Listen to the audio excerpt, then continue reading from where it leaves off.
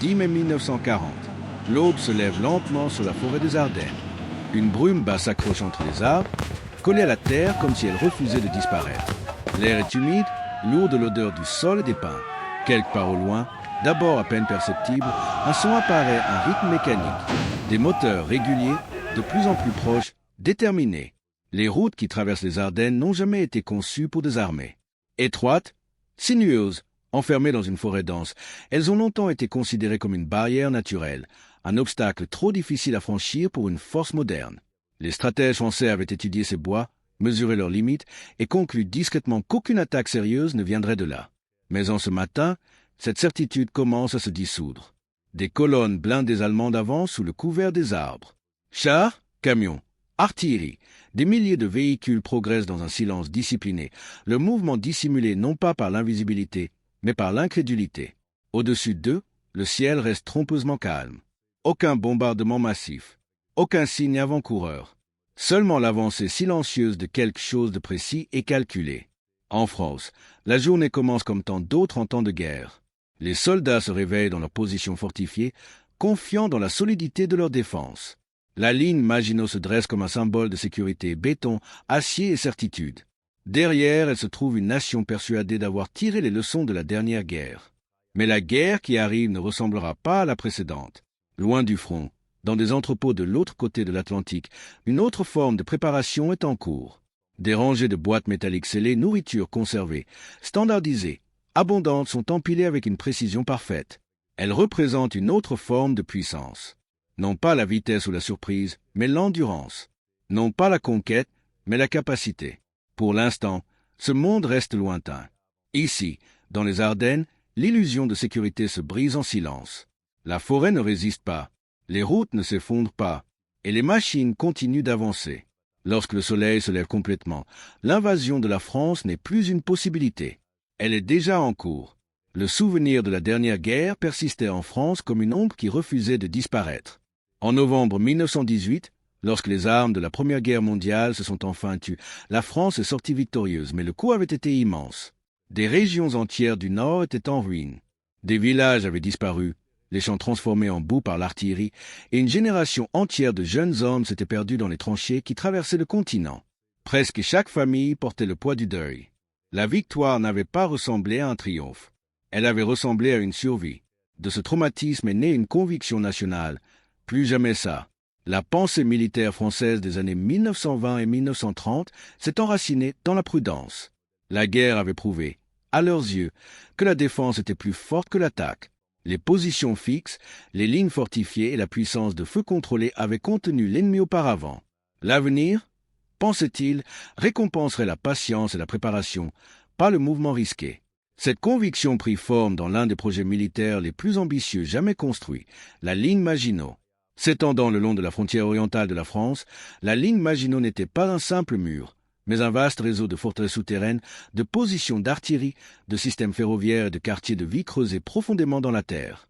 Elle était conçue pour absorber et repousser toute attaque allemande, pour transformer une invasion en impasse avant qu'elle ne puisse se propager. Des tourelles d'acier émergeaient du béton renforcé. Des bunkers cachés étaient reliés par des tunnels s'étendant sur des kilomètres sous la surface. C'était, à bien des égards, un chef-d'œuvre technologique, l'incarnation de tout ce que la France avait appris des horreurs de la guerre des tranchées.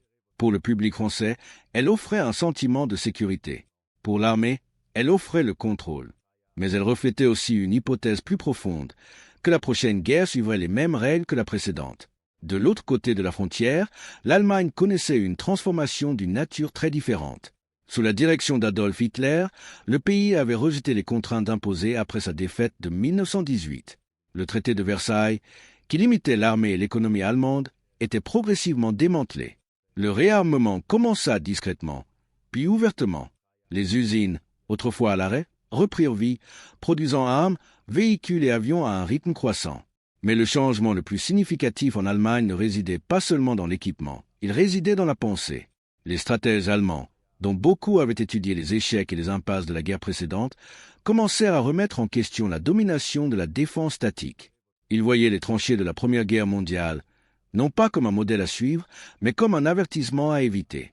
Si la guerre redevenait immobile, elle consommerait du temps, des ressources et des vies sans résultats décisifs. Ils cherchèrent donc une nouvelle méthode, fondée sur la vitesse, la coordination et le choc. Ce concept évoluerait plus tard sous le nom de Blitzkrieg, la guerre éclair. Ce n'était pas une invention unique, mais une synthèse d'idées. Les chars ne se contenteraient plus de soutenir l'infanterie. Ils mèneraient l'attaque, perçant les lignes ennemies en des points concentrés. Les avions ne se limiteraient pas à l'observation. Ils frapperaient les communications, les lignes d'approvisionnement et les centres de commandement, perturbant la capacité de réaction de l'ennemi. Les radios permettraient aux unités de s'adapter en temps réel, transformant des plans rigides en opérations fluides. L'objectif n'était pas d'user l'ennemi pendant des mois ou des années.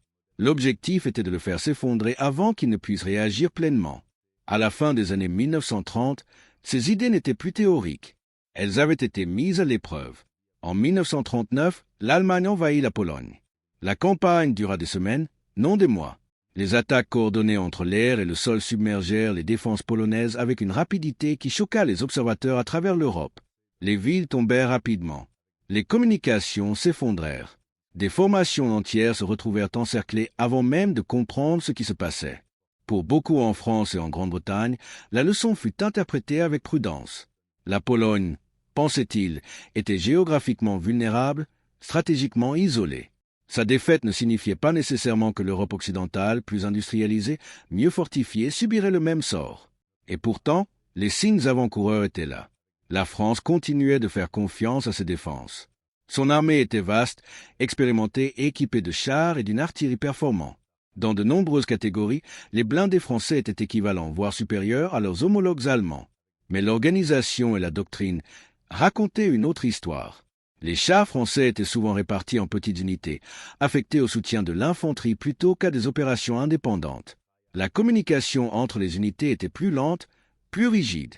La prise de décision restait centralisée, prudente, méthodique. C'était un système conçu pour tenir le terrain, non pour le reconquérir rapidement. Pendant ce temps, au-delà des champs de bataille européens, une autre dimension de la puissance prenait forme en silence. Aux États-Unis, encore officiellement neutre, la capacité industrielle s'étendait. Les usines produisaient non seulement des armes, mais aussi d'immenses quantités de biens standardisés, véhicules, machines, nourriture conservée. Des boîtes métalliques remplies de viande transformée, scellées et empilées avec uniformité, symbolisaient une forme de puissance moins visible que les chars, mais tout aussi essentielle. C'était la puissance de l'approvisionnement. Pour l'instant, cette puissance restait éloignée du conflit européen. La France se tenait sur son propre continent, soutenue par ses alliés, confiante dans ses préparatifs. La ligne Maginot gardait ses frontières. Son armée attendait derrière des fortifications. Sa stratégie reposait sur l'endurance. Mais l'endurance dépend du temps. Et le temps était précisément ce que l'Allemagne comptait lui refuser. Alors que l'hiver cédait la place au printemps en 1940, les deux camps se préparaient à une confrontation qu'ils croyaient comprendre. La France attendait à un schéma familier, une avancée à travers la Belgique, une répétition de la guerre précédente, une bataille que l'on pourrait gérer, contenir et finalement remporter grâce à la solidité des positions. L'Allemagne, elle, préparait quelque chose de totalement différent. Et entre ces deux attentes se trouvait un écart qui allait bientôt être révélé non pas progressivement, mais soudainement, en quelques jours seulement, redéfinissant le sens même de la guerre moderne. Les routes forestières des Ardennes, encore humides de la brume du matin, étaient sur le point de devenir la ligne de fracture où ses certitudes allaient se briser. La confiance de la France dans la ligne Maginot comportait un angle mort essentiel. Elle ne s'étendait pas jusqu'aux Ardennes. Les planificateurs militaires considéraient depuis longtemps cette forêt comme impraticable pour des forces blindées. Le terrain était dense, irrégulier, traversé par des pistes étroites, apparemment inadaptées aux chars et à l'artillerie lourde. Les cartes le désignaient comme une barrière naturelle, une région où l'ennemi serait ralenti jusqu'à l'immobilité. Les services de renseignement français, faisant confiance à la fois à la géographie et à la doctrine, pensaient que toute offensive allemande passerait par le nord, à travers la Belgique, une route qu'ils pourraient observer, intercepter et défendre. C'était une erreur d'appréciation qui se révélerait catastrophique. Derrière les lignes allemandes, un plan prenait forme en silence. Le plan Manstein, nommé d'après l'un de ses principaux architectes, Erich von Manstein, proposait quelque chose d'audacieux, une percée blindée rapide à travers les Ardennes, contournant complètement la ligne Maginot. L'objectif n'était pas seulement de traverser la France, mais de briser ses attentes défensives, de plonger les armées alliées dans le chaos avant qu'elles ne puissent organiser une réponse cohérente. La vitesse, la concentration et la surprise seraient les armes principales, plutôt que la force brute ou l'usure prolongée. Les forces allemandes avançaient avec une coordination méticuleuse. Les chars étaient organisés en divisions blindées, soutenus par une infanterie mécanisée et une artillerie motorisée. L'appui aérien de la Luftwaffe assurait la reconnaissance et la couverture rapprochée, perturbant les communications françaises et empêchant toute contre-attaque efficace.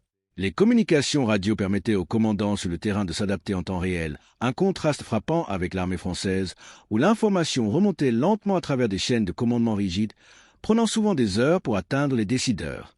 Pendant ce temps, la France se préparait selon ses propres hypothèses. Les troupes étaient positionnées le long des axes d'attaque attendus, concentrées là où les cartes prévoyaient l'avancée allemande. Les patrouilles et la reconnaissance étaient actives, mais aucune ne pénétrait réellement les Ardennes en force. La planification défensive mettait l'accent sur des fortifications statiques, des positions de repli et des emplacements d'artillerie, parfaits pour repousser une attaque frontale en terrain ouvert, mais inadaptés à une poussée rapide et oblique à travers une forêt dense. En réalité, la France se préparait à une guerre qui avait déjà commencé à changer sans qu'elle en ait conscience. À mesure que les unités allemandes progressaient dans les Ardennes, le contraste entre attente et réalité devenait de plus en plus évident. Les soldats, habitués au rythme méthodique de 1918, se retrouvaient emportés dans un tourbillon de mouvements.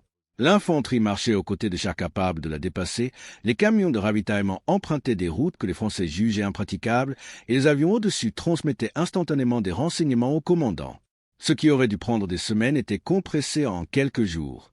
La panique n'avait même pas le temps de se développer. Elle surgissait instantanément, née du choc et de la confusion. La rapidité de l'avance allemande produisit également un effet psychologique profond. Les troupes françaises, entraînées à s'attendre à des délais, des points de contrôle et des occasions de contre-attaquer, se retrouvaient à réagir à des événements plus vite qu'elles ne pouvaient les comprendre. Les commandants tentaient de donner des ordres pour découvrir que l'ennemi avait déjà transformé le champ de bataille. Là où ils anticipaient l'incertitude, ils trouvaient une efficacité mécanique et une coordination implacable. La forêt, censée être un bouclier, devenait un corridor pour la tempête. Cette percée rapide révéla également les limites de la technologie et de la doctrine française. Les chars, bien que souvent équivalents ou supérieurs individuellement, étaient dispersés et subordonnés à l'infanterie.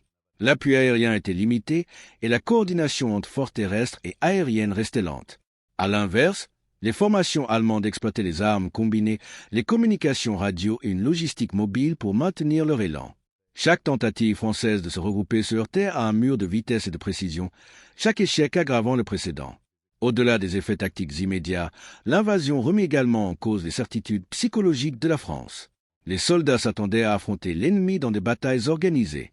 Les civils croyaient que les fortifications et les alliances garantissaient leur sécurité. Les dirigeants politiques faisaient confiance à une stratégie ancrée dans l'expérience du passé. Au lieu de cela, tous furent confrontés à une nouvelle réalité. La guerre moderne avait évolué plus vite que la doctrine, et l'écart entre planification et exécution pouvait être fatal. Dans les villes et villages situés sur la trajectoire de l'avance, la population civile pressentit le bouleversement à venir. Des rumeurs de colonnes blindées traversant des régions jusque-là considérées comme se propagèrent rapidement. Des trains transportant à la fois des réfugiés et des unités militaires commencèrent à saturer les voies ferrées. L'attente tranquille d'une défense si centrale dans la confiance française s'érodait d'heure en heure. La guerre, qui semblait prévisible et maîtrisable, se révélait désormais fluide, chaotique et d'une rapidité inquiétante. Pendant ce temps, les officiers allemands constatèrent la vitesse inhabituelle avec laquelle les forces françaises perdaient leur cohésion. Les journaux de l'époque décrivent une certaine stupéfaction. Des positions abandonnées sans combat, des ordres mal compris ou retardés, un moral qui s'effondrait sous la pression. La Blitzkrieg, cette nouvelle forme de guerre, n'était pas seulement une manœuvre physique. Elle était aussi psychologique. Elle sapait les attentes, érodait la confiance et amplifiait le choc de la confrontation. D'un point de vue stratégique plus large, le succès de la percée à travers les Ardennes déclencha une réaction en chaîne. Les forces alliées positionnées en Belgique se retrouvèrent débordées, leurs lignes de ravitaillement coupées. Les replis précipités se transformèrent en retraite, puis en déroute. Les structures de commandement, jusque-là considérées comme fiables, se désagrégèrent sous la pression d'événements se déroulant plus vite que toute capacité de réaction. Le monde allait bientôt assister à l'effondrement d'une nation de millions d'habitants, non pas sur des mois ou des années, mais en quelques semaines, ses défenses contournées, ses dirigeants dépassés, sa population sous le choc.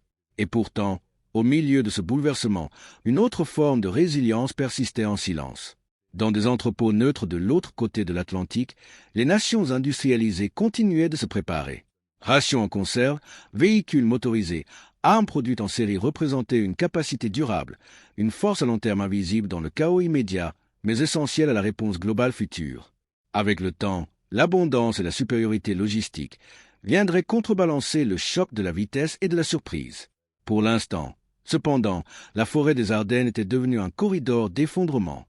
Les calculs de plusieurs décennies étaient anéantis en quelques jours.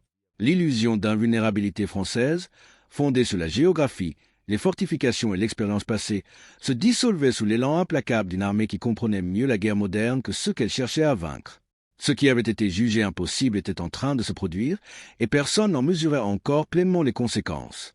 La dimension humaine de la chute de la France révèle un contraste saisissant entre attente et réalité. Les soldats français, entraînés et disciplinés, croyaient que leur position et leur fortification leur permettraient de tenir la ligne. Beaucoup étaient des vétérans de la Première Guerre mondiale ou les fils de ceux qui y avaient survécu. Ils avaient grandi en entendant des récits d'endurance dans les tranchées, de bombardements d'artillerie et d'ingéniosité défensive. Pourtant, lorsque l'offensive allemande traversa les Ardennes, ces attentes furent brisées. Les unités se retrouvèrent isolées, coupées de leur soutien, contraintes de réagir à des événements plus rapides que leur formation ne le permettait.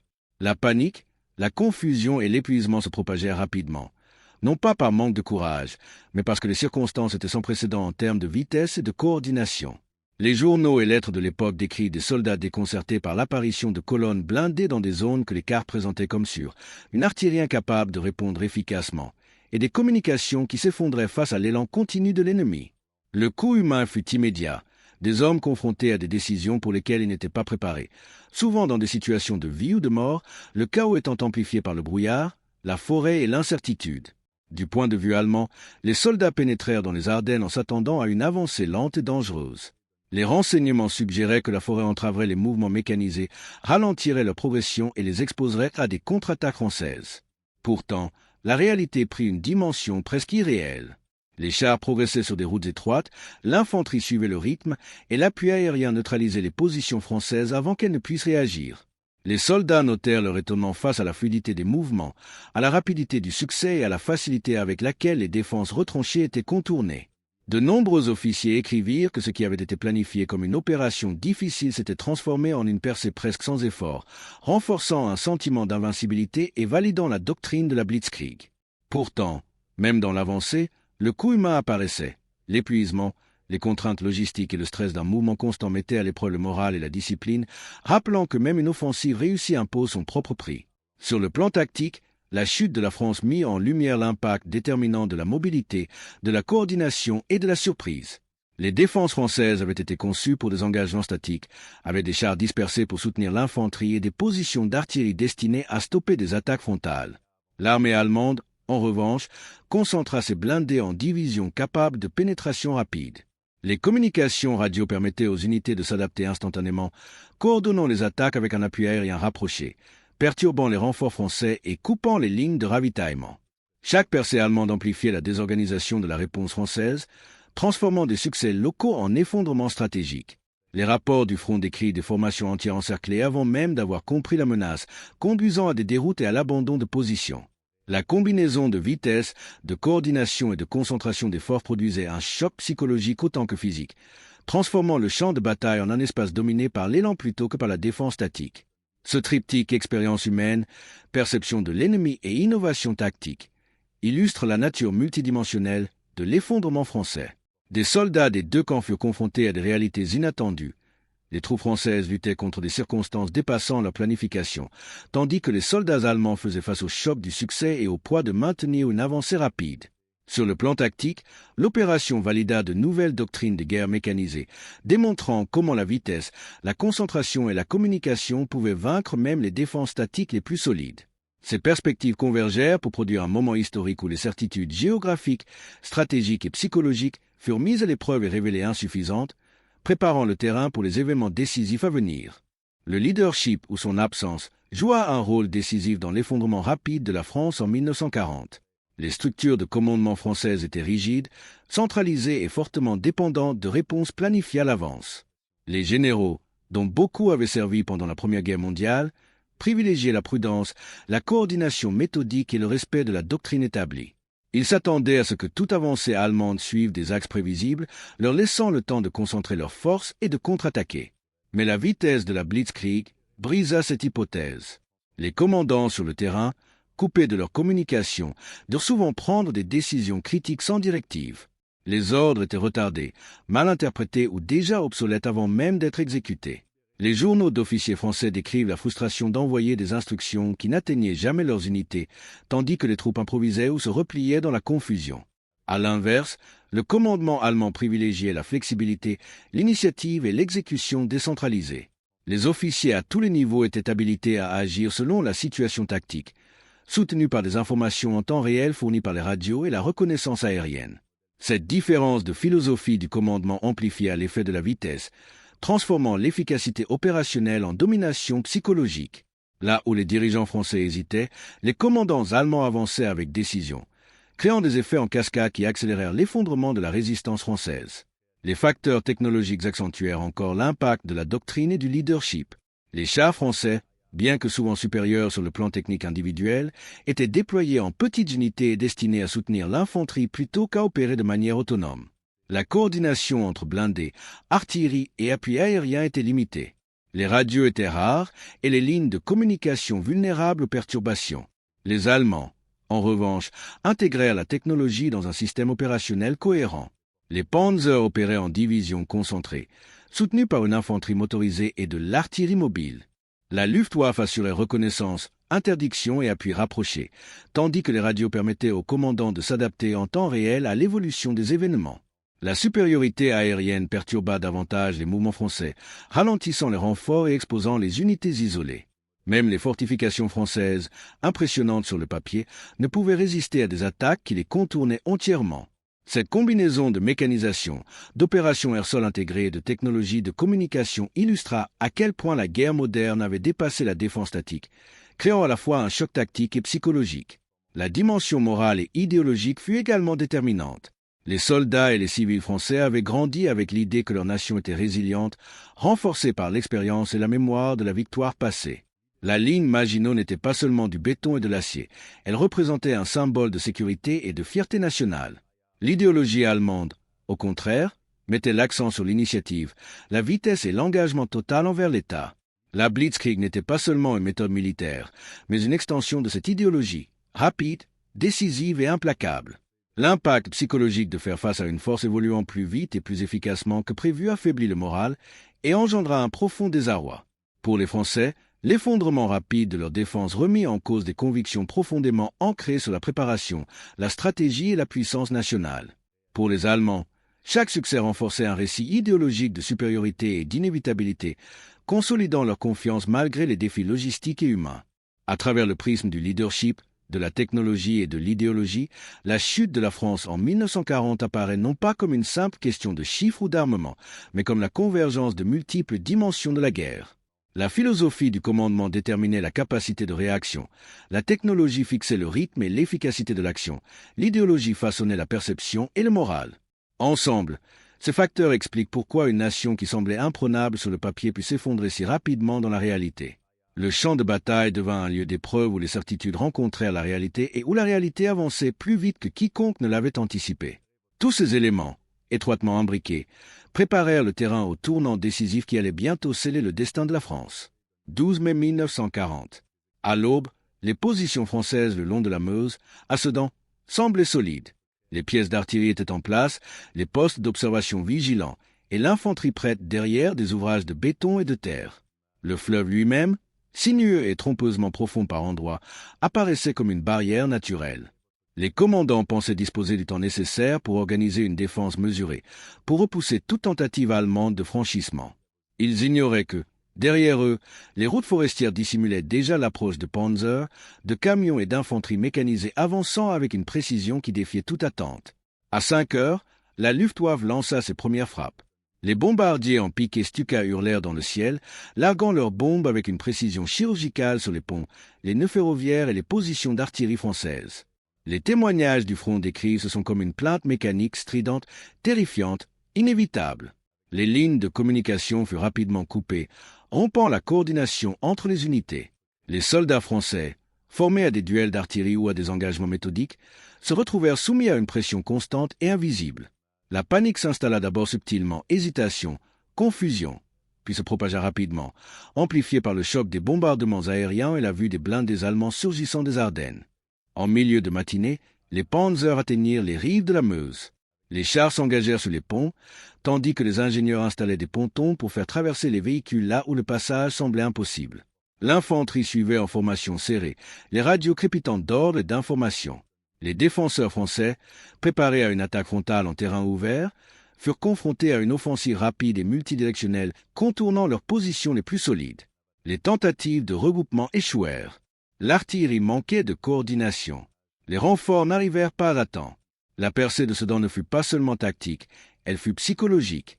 Des unités entraînées pendant des mois, parfois des années, à tenir leur position se retrouvèrent submergées en quelques minutes. Les journaux et rapports opérationnels d'officiers français témoignent de l'incrédulité. Des bataillons entiers abandonnaient leur position avec un engagement direct minimal, laissant des brèches immédiatement exploitées par les forces allemandes. Les commandants tentèrent des contre-attaques, mais dès midi, il devint évident que les lignes cédaient. Plus à l'ouest, en Belgique, les commandants alliés observaient ces mouvements avec une inquiétude croissante. Les forces françaises et britanniques, préparées à une avancée lente et méthodique, faisaient face à la réalité terrifiante de l'encerclement. Les divisions blindées allemandes progressaient avec une précision presque chirurgicale, exploitant chaque faiblesse, contournant les obstacles et forçant les armées à des retraites chaotiques. La rapidité de l'attaque ne laissait aucune place à la délibération, à la planification ou à une résistance ordonnée. Ce qui était jugé impossible, la traversée d'une forêt dite impraticable et une avancée rapide vers le cœur de la France, était déjà accompli. À la tombée du jour, les défenses françaises le long de la Meuse s'étaient effondrées. Des villes autrefois se étaient submergées. Des ponts étaient capturés intacts. Les unités allemandes poursuivaient leur progression, anticipant déjà les phases suivantes de l'opération. Les rapports du haut commandement français exprimaient à la fois stupeur et inquiétude. La ligne Maginot, encore largement intacte, devenait désormais sans pertinence face au désastre en cours. Le contraste symbolique était frappant. Dans un entrepôt de l'autre côté de l'Atlantique, des boîtes de nourriture conservées, scellées, standardisées, abondantes restaient immobiles à l'écart du chaos, témoignant de la puissance de la préparation et de la capacité industrielle. Pendant ce temps, au cœur de l'Europe, une grande nation se découvrait vulnérable, ses défenses défaites non par infériorité, mais par la vitesse, la coordination et une conception de la guerre qu'elle n'avait pas anticipée. À la nuit tombée, l'élan allemand ne montrait aucun signe de ralentissement. Les unités françaises, démoralisées et désorientées, commencèrent à se replier vers l'ouest, tentant de se regrouper au-delà de la Meuse. Les civils fuyaient en nombre croissant, saturant routes et voies ferrées, tandis que les rumeurs de colonnes allemandes invincibles se propageaient de ville en ville. Le sentiment d'inévitabilité devenait palpable. Une nation de millions d'habitants, confiante dans ses fortifications et sa doctrine, se retrouvait au bord de l'effondrement. La percée de Sedan n'avait pas encore atteint le cœur de la France, mais elle avait déjà brisé sa confiance, son commandement et sa capacité de résistance. Dans le silence qui suivit le fracas des stukas et le grondement des chars, les premières fissures d'un effondrement rapide et dévastateur s'élargissaient. 15 mai 1940. L'avancée allemande devint irrésistible. Après Sedan, les divisions blindées foncèrent vers l'ouest et le nord-ouest, exploitant la brèche dans les défenses françaises. Les forces alliées, préparées à une offensive frontale en Belgique, se retrouvèrent confrontées au cauchemar de l'encerclement.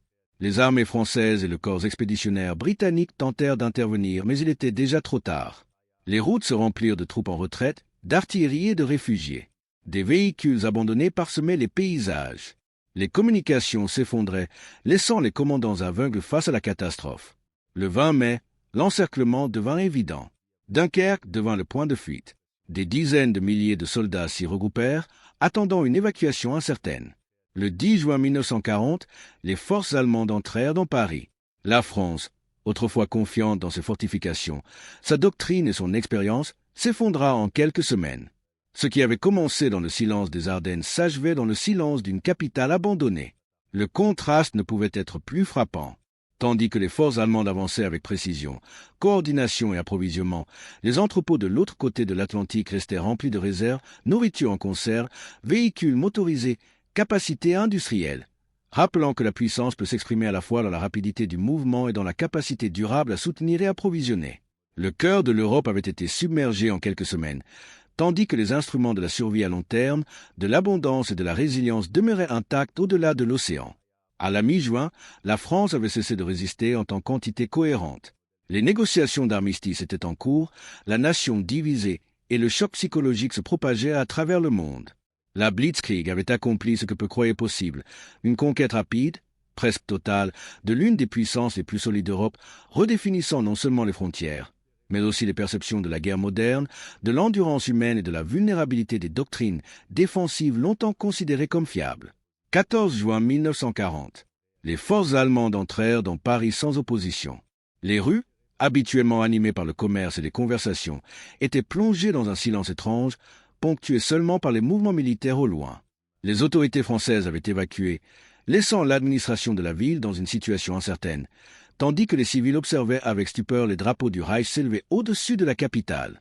La chute de Paris ne fut pas marquée par une grande bataille, mais par l'aboutissement de semaines de désintégration, l'effondrement du commandement, du moral et de la coordination à travers le pays. Dans les jours qui suivirent, le gouvernement français, désormais installé à Vichy, entama des négociations avec l'Allemagne. Le 22 juin 1940, l'armistice fut signé. Le pays fut divisé, le nord et l'ouest sous occupation allemande et le sud administré par le régime de Vichy, un gouvernement nominalement indépendant mais aligné sur les intérêts allemands. Les soldats ayant survécu à la Blitzkrieg se retrouvèrent désarmés, internés ou tentant de fuir vers des territoires neutres. L'armée française, autrefois symbole de fierté nationale et de compétence, avait été rendue impuissante en quelques semaines. Les pertes humaines et matérielles furent considérables. Des centaines de milliers de soldats français et alliés furent tués, blessés ou capturés. Les villes et les infrastructures portaient les marques d'une retraite rapide, d'abandon précipité et de combats sporadiques. Au-delà du bilan matériel, l'impact psychologique fut profond. Civils et soldats peinaient à comprendre comment une nation aussi fortifiée, aussi confiante dans sa doctrine et son expérience, avait pu s'effondrer aussi complètement. Lettres, journaux et rapports contemporains témoignent du choc, de l'incrédulité et du sentiment de trahison face à des certitudes autrefois jugées inébranlables. Pendant ce temps, les forces allemandes furent transformées par leur succès rapide. Les commandants consignèrent à la fois leur satisfaction face au triomphe opérationnel et leur inquiétude face au rythme auquel ils devaient désormais administrer les territoires conquis. La Blitzkrieg s'était révélée efficace comme méthode d'attaque, mais sa pérennité exigeait logistique, gouvernance et adaptation constante, des défis qui allaient bientôt apparaître dans l'Europe occupée. Au milieu de la destruction et du désespoir, des contrastes symboliques émergèrent. Dans des entrepôts à travers l'Atlantique, la production industrielle se poursuivait sans relâche. Nourriture en conserve, munitions, camions et équipements standardisés, abondants, prêts à être distribués restaient à l'écart du chaos français. Ces réserves représentaient une forme de puissance différente de la vitesse et du choc. La puissance de l'endurance, de l'organisation et de la capacité à soutenir un effort dans la durée. Alors que la France avait succombé à la manœuvre rapide et à la pression psychologique, ses ressources lointaines suggéraient une capacité à long terme d'influencer le cours de la guerre. Pour les Alliés, la chute de la France imposa une réflexion urgente. Le Royaume-Uni, désormais seul face à une force allemande apparemment irrésistible sur le continent, réévalua sa stratégie, sa logistique et la vulnérabilité des défenses statiques. Les doctrines militaires furent examinées avec rigueur. Les populations civiles se préparèrent à une éventuelle invasion. Et de l'autre côté de l'Atlantique, les États-Unis prirent conscience que la puissance industrielle et logistique représentée par ces entrepôts pourrait bientôt devenir déterminante pour soutenir la résistance, finalement inverser le cours de la guerre. Les conséquences immédiates de la chute de la France illustrèrent l'intersection entre brillance opérationnelle, psychologie humaine et vulnérabilité systémique. Le succès allemand en quelques semaines, plutôt qu'en mois ou en années, témoigna de la puissance d'une guerre rapide et coordonnée. Mais il révéla également la fragilité des certitudes, les limites des doctrines défensives et le coût humain d'un effondrement rapide. La nation qui avait autrefois symbolisé la sophistication culturelle, l'expérience militaire et la clairvoyance stratégique se retrouvait désormais confrontée à l'occupation, à la division et à une profonde remise en question de ce que signifiait défendre un pays à l'ère moderne. L'impact psychologique de la défaite rapide de la France se fit sentir bien au-delà de ses frontières. En Grande-Bretagne, le choc fut immédiat et profond. Les journaux relatèrent la rapidité de l'effondrement, soulignant l'apparente inéluctabilité de la victoire allemande. Dirigeants politiques, stratèges militaires et civils furent confrontés à une même question. Comment une nation parmi les plus puissantes d'Europe, fortifiée et préparée, avait-elle pu tomber en quelques semaines? L'évacuation de Dunkerque, bien que remarquable, renforça ce sentiment d'urgence et de vulnérabilité. Les soldats évacués racontèrent des rues abandonnées, des villes livrées sans résistance et une peur omniprésente touchant à la fois les militaires et les civils. La chute de la France brisa l'idée selon laquelle la préparation défensive seule pouvait suffire face aux nouvelles réalités d'une guerre mécanisée et coordonnée. En Allemagne, le succès renforça la confiance dans la doctrine de la Blitzkrieg. Les rapports opérationnels célébraient la vitesse, la coordination et la puissance décisive des forces mécanisées. Soldats et commandants observèrent l'impact psychologique sur leurs adversaires. Les troupes françaises se rendaient souvent dès les premiers signes d'encerclement, et des unités entières s'effondraient une fois coupées de leur communication. Les journaux d'officiers allemands expriment leur étonnement non face à la force de l'ennemi, mais face à la rapidité avec laquelle ces certitudes stratégiques furent invalidées. Ce n'était pas seulement une victoire militaire. C'était une démonstration de la manière dont l'innovation doctrinale et la pression psychologique pouvaient redéfinir le champ de bataille. Cependant, cette victoire révéla aussi ses limites. Les forces allemandes, avançant à une vitesse sans précédent, furent confrontées à des défis logistiques. Carburant, munitions et ravitaillement devaient suivre le rythme des divisions blindées. L'occupation et l'administration des territoires conquis exigeaient des ressources et une organisation dépassant la phase initiale de l'offensive. Ces contraintes influenceraient bientôt la suite de la guerre, obligeant l'Allemagne à concilier succès opérationnel et gestion durable de vastes territoires. À l'échelle mondiale, la chute de la France marqua un tournant dans la perception de la guerre moderne. Les nations qui s'étaient appuyées sur des défenses statiques et une planification méthodique prirent conscience de leur vulnérabilité. Les observateurs des pays neutres, en particulier aux États-Unis, notèrent l'importance de la capacité industrielle, de la logistique et de la rapidité d'approvisionnement des armées. Dans des entrepôts éloignés du front européen, des rangées de nourriture en conserve, de véhicules et d'armements représentaient une forme de puissance stratégique invisible dans le chaos immédiat, mais essentielle à la survie à long terme. Cette abondance industrielle deviendrait plus tard un pilier de la réponse alliée, soulignant que la victoire dépendait non seulement d'eux.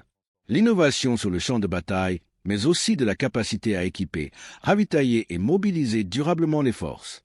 Pour la population française, la défaite eut des conséquences émotionnelles profondes. Les civils furent confrontés à la peur, à l'incertitude et au déplacement massif. Les soldats durent affronter l'humiliation, la culpabilité et le traumatisme d'avoir assisté à l'effondrement des défenses nationales.